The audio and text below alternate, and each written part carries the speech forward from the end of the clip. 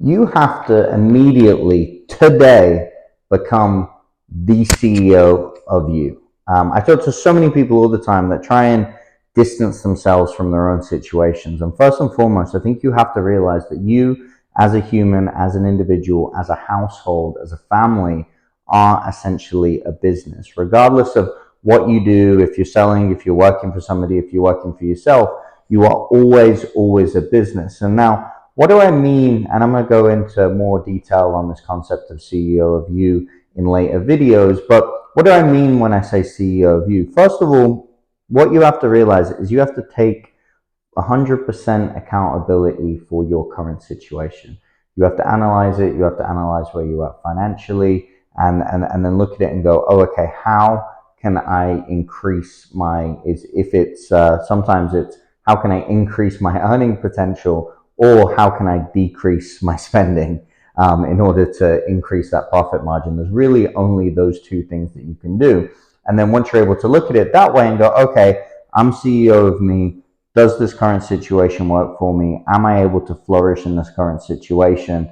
And this is why I think really, however you look at it, whatever sort of CEO role you're in or whatever job you're doing, is there's always really a sales aspect. Because I spent so many years trying to stay away from sales and trying to, because I just didn't like it and I didn't like the way it came across. But there is always a sales part of what you do, is telling people what you do and either convincing them to use your services.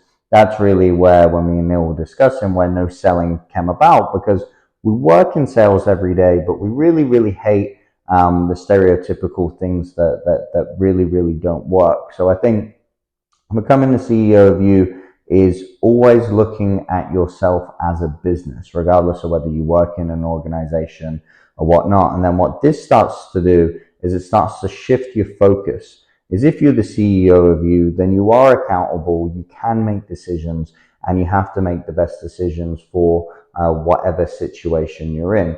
And from there is you do have a responsibility to manage all your costs in your life, and then also, if need be, to go ahead and increase revenue. But I think what this does is when we talk to our agents or when I talk to people that I work with about this, is it makes them accountable for every single aspect. Now, you can do whatever you want in your life, whether it's take a long vacation or take a sabbatical or this, that, and the other, but it's going to have some sort of effects negatively onto what you're doing. Now, I see a lot of people say about, oh, well, what about this laptop lifestyle? And I have friends that do that. And the laptop lifestyle isn't all that it's made out to be. Is you are on your laptop all the time in different countries, but you are working an awful lot, the successful ones anyway, in order to sustain this. As I personally don't know anybody that's able to sustain a very high income off very little work or very little output. I know a lot of people have tried.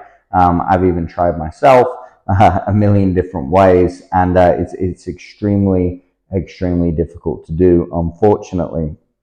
However, is once you start taking control of your daily hours and your daily life, and really becoming that CEO, then you realize that you can start to change your surroundings and start to create whatever it is that you're really looking to create. And I think first and foremost, it is taking on the accountability side, but then also a passion for what you do. I think it's very important that you're passionate about whatever it is.